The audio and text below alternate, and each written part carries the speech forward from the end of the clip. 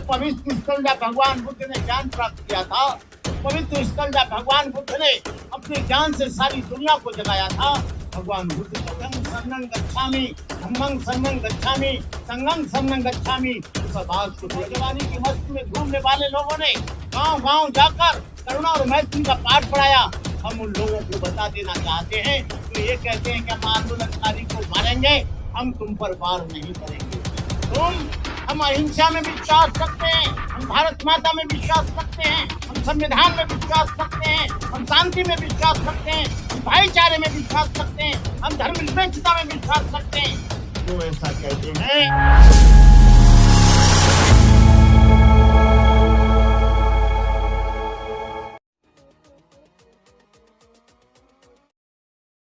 मैं जब से इस मूवमेंट चला है, चाहे नागपुर आकाश लामा जी गए हो, चाहे दिल्ली गए हो, चाहे पटना गए हो, चाहे बुद्ध गया आए हो, इस कार्य को एक लंबे समय से वो अपना घर परिवार, माँ बहन भाई, अपने घर की तमाम जिम्मेदारियों को छोड़कर वो कार्यक्रम में अविरल धारा की तरह व्यस्त रहेगी। ये करुणाशील जी ने ठीक ही कहा, हमारी लड़ाई किसी ब्राह्मण, किसी जाति, किसी वर्ण, किसी व्यक्ति के खिलाफ नहीं है। हमारी लड़ाई जो काला कानून है 1949 एक्ट, उसके नष्ट करने की हमारी लड़ाई है।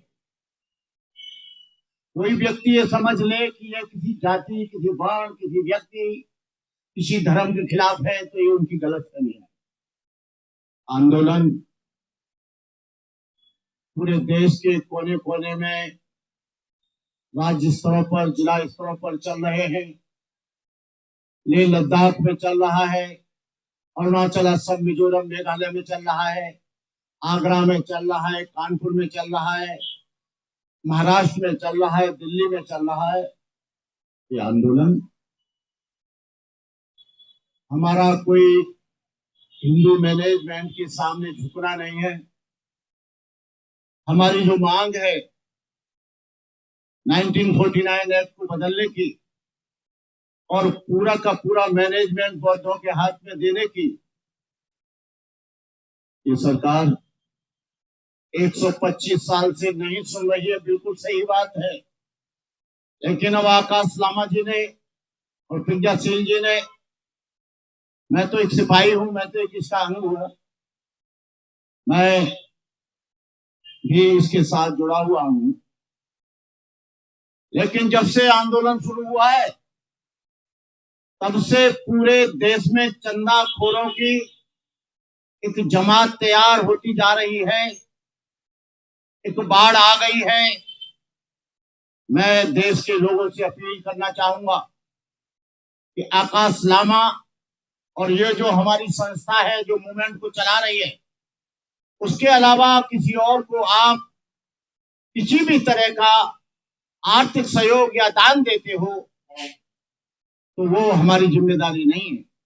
व्यक्तिगत रूप से आप किसी भी बिच्छू को सहयोग कर सकते हो, लेकिन मूवमेंट के नाम से केवल आकाश लामा ने अपना एटीएम, पेटीएम नंबर, अपना खाता नंबर दे दिया है। उन्हीं लोगों को आप चंदा दें। जो लोग, ये कुछ लोग ऐसे लोग भागते फिर रहे हैं कि चंदा करेंगे, ऊर्जा जा रहे हैं, हम उस मूवमेंट को चला रहे हैं, हमारा मूवमेंट से बहुत बड़ा संबंध है, ऐसे लोगों को कतई चंदा नहीं देना है। आप लोग यहाँ पर बुद्ध गया में आइए और डायरेक्ट आकर आपको जो भी देना है, खाना देना है, पानी देना है, चावल देना है, दाल देनी है, कोई और चीज देनी है, कुछ पैसा देना है, आप आकर बुद्ध गया में आप दे सकते हैं। और इसका पूरा का पूरा ट्रांसपेरेंसी रहेगी, पारदर्शिता रहेगी, एक भी पैसा इसमें से दुरुपयोग नहीं होगा। आकाश लामा जी एक परंपरावादी, एक ट्रेडिशनल बुद्धिस्ट हैं और ट्रेडिशनल बुद्धिस्ट कभी गलत काम नहीं करता है। जो भगवान के नाम पर जो आंदोलन चलाता है मैं दावे के साथ कह सकता हूं, कोई भी गलत हो सकता है, लेकिन आकाश लामा गलत नहीं हो सकता। तो मैं इस आंदोलन के साथ हूं। कल मैं चला जाऊंगा, फिर आऊंगा, और मैं जगह जगह मैंने मीटिंग की है, जगह जगह बताया है। और ये झूठी अफवाह है कि कोई दूसरा आंदोलन इसके विपरीत खड़ा किया जाएगा, ऐसा कुछ नहीं है। मैंने ऑल इंडिया भिक्षु संघ के लोगों से भी बात करी है, महाभिक्षु संघ के लोगों से भी बात करी है। ये आंदोलन कोई आकाश लामा का व्यक्तिगत आंदोलन नहीं है। ये कोई अपने व्यक्तिगत अपने स्वार्थों के लिए नहीं कर रहे हैं। ये आंदोलन किसी जमीन को लेने के लिए नहीं है। कोई ये आंदोलन कोई ऐसा नहीं है कि आकाशनामा ले जाएंगे। महाबोधि महाव्यास सारी दुनिया के बौद्धों की आस्था का स्तर है। वो पवित्र स्थल जब भगवान बुद्ध ने ज्ञान प्राप्त किया था, उस पवित्र स्थल जब भगवान बुद्ध ने अपने ज्ञान से सारी दुनिया को जगाया था, भगवान बुद्ध का वो जमाना था जब छोटे छोटे नगरों से लेकर बड़ी बड़ी देहातों तक जनमानस को झकझोरने वाली, कभी आंधी तो कभी विस्मय पैदा करने वाली एक ध्वनि निरंतर निरालित होती रहती थी। बुद्धं शरणं गच्छामि, धम्मं शरणं गच्छामि, संघं शरणं गच्छामि। इस आवाज को बुलंद करने वाले कौन थे? संसार से उबे हुए जीर्ण शीर्ण बुड्ढे नहीं, बल्कि नौजवानी की मस्ती में झूमने वाले लोगों ने गांव गांव जाकर करुणा और मैत्री का पाठ पढ़ाया। हम उन लोगों को बता देना चाहते हैं जो ये कहते हैं कि हम आंदोलनकारी को मारेंगे, हम तुम पर वार नहीं करेंगे। हम अहिंसा में विश्वास रखते हैं, हम भारत माता में विश्वास रखते हैं, हम संविधान में विश्वास रखते हैं, हम शांति में विश्वास रखते हैं, हम भाईचारे में विश्वास रखते हैं, हम धर्मनिरपेक्षता में विश्वास रखते हैं। जो ऐसा कहते हैं, मेरा मानना है न वो संविधान में विश्वास रखते हैं, न धर्मनिरपेक्षता में विश्वास रखते हैं, वो दूसरे दिन है। सरकार के लोग अंधे लूले काने बहरे हो गए हैं, इसलिए हमको जरूरत पड़ी हम काली पट्टी बांध करके एक तो उनको दिखाएं कि भाई तुम लोग हमारे पर ध्यान ही नहीं दे रहे हो। क्या हम लोगों को इसी तरह से कब तक के बैठना पड़ेगा? कोई न्याय के बारे में कोई आकर के चर्चा करे, इसी के लिए हम लोगों ने काली पट्टी बांधी हुई है।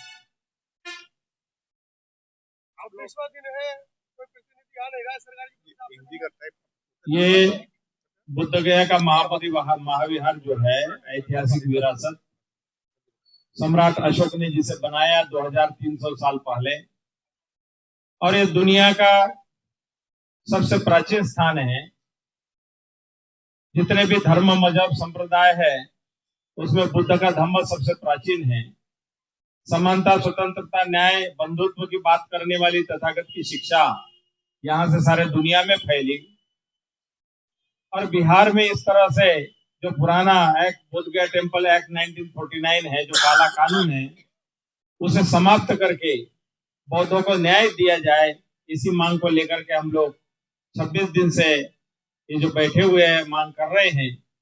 तो सरकार का ध्यान इस पर जाना चाहिए और देश विदेश तक के हमारी जो बात है, नेशनल मीडिया इस बात को नहीं उठा रहा है, लेकिन सोशल मीडिया के तमाम लोग इस बात को फैला रहे हैं कि बहुजनों की आवाज इस देश में 90% जो है बहुजन लोग हैं। और हमारे देश के संविधान में भी कहा है कि बहुजन हिताय बहुजन सुखाय लोकानुकंपाय।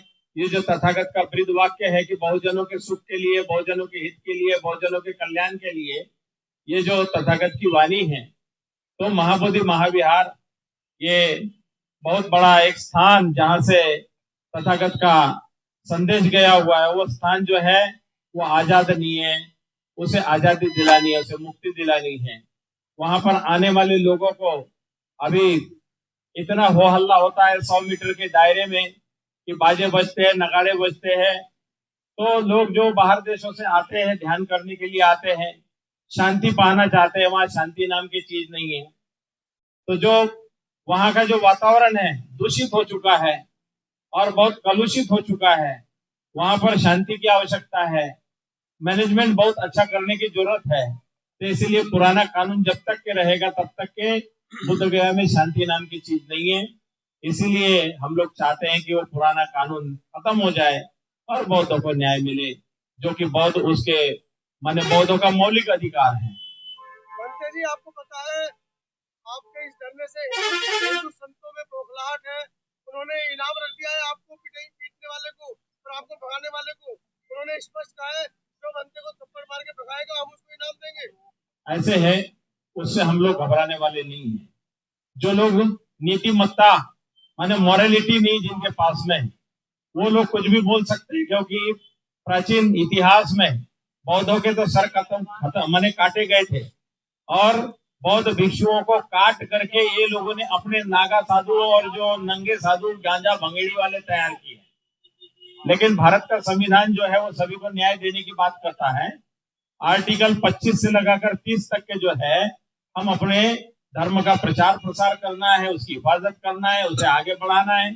जो मौलिक अधिकार हमारे हैं उन अधिकारों की हम बात कर रहे हैं कि संविधान ने जो मौलिक अधिकार दिए हैं, तो हम भारत के नागरिक है इस देश के, तो इसलिए हमारे जो अधिकारों का हनन हो रहा है, उस हनन होने वाले जो अधिकारों की रक्षा की जाए, हम सरकार का ध्यान उसी पर आकर्षित कर रहे हैं कि संविधान की रक्षा हो, संविधान के मौलिक अधिकारों की रक्षा हो। और जब सभी के लिए समान अधिकार लिखे हुए, तो बौद्धों के साथ भेदभाव क्यों, अन्याय क्यों? राहुल जी, कैसे देख रहे हैं आप? आंदोलन कर रहे हैं और हिंदू संत आपके खिलाफ एक माहौल तैयार कर रहे हैं और सरकार आपकी है भी नहीं। आपकी बात का जवाब दूंगा, पहले मैं इसी बात का जवाब देता हूँ। आपने अभी पूछा था कि ये काली पट्टी क्यों बांधी है। मैं थोड़ा बता दूं, बोध गया वो जगह है जहां सिद्धार्थ गौतम को संबोधि प्राप्त हुई, और संबोधि का अर्थ है कि उन्हें ज्ञान मिला, ज्ञान का प्रकाश हुआ, और ज्ञान का अर्थ है कि अज्ञानता रूपी अंधकार खत्म हो जाए। इसी बोध गया से पूरी दुनिया के अंधकार को खत्म किया गया। महान बुद्ध और उनके द्वारा तैयार किया गया भिक्षु संघ पूरी दुनिया में घूमते हुए अज्ञानता के अंधकार को खत्म करने का काम किया। आज हम 2500 वर्ष के बाद एक बार पुनः उसी बोध गया के प्रांगण के पास बैठे। आप सुनिए, हम प्रांगण के पास बैठे हैं। क्यों बैठे हैं? जहां से पूरी दुनिया को ज्ञान का प्रकाश मिला, अज्ञानता रूपी अंधकार खत्म हुआ। आज उसी बोध गया में अज्ञानता का पोषण किया जा रहा है। आप ही बात करेंगे तो फिर हम कब करेंगे? उसी बोध गया में अज्ञानता का पोषण किया जा रहा है। बुद्ध का जो ज्ञान था, दुख मुक्ति का जो मार्ग था, बुद्ध की शांति थी, बुद्ध की करुणा थी, उसको कर्मकांड में, पाखंड में, पूजा में लपेटा जा रहा है। और ये हम सब बौद्धों की पीड़ा है। जहां से ज्ञान का प्रकाश हुआ, वहां से अज्ञानता का प्रसार हो रहा है। इसलिए उसी अज्ञानता को दिखाने के लिए ये सारे भिक्षु, उपासक, उपासिकाएं आंखों पर पट्टी बांध के बैठे हैं। एक बार फिर दोबारा से हम चाहते हैं कि महाकारुणिक बुद्ध का ज्ञान पूरी दुनिया को प्रकाशित करे, रोशन करे, अज्ञानता खत्म हो। ये तो पहले मैंने प्रश्न का उत्तर दिया है। दूसरा जो आपने पूछा है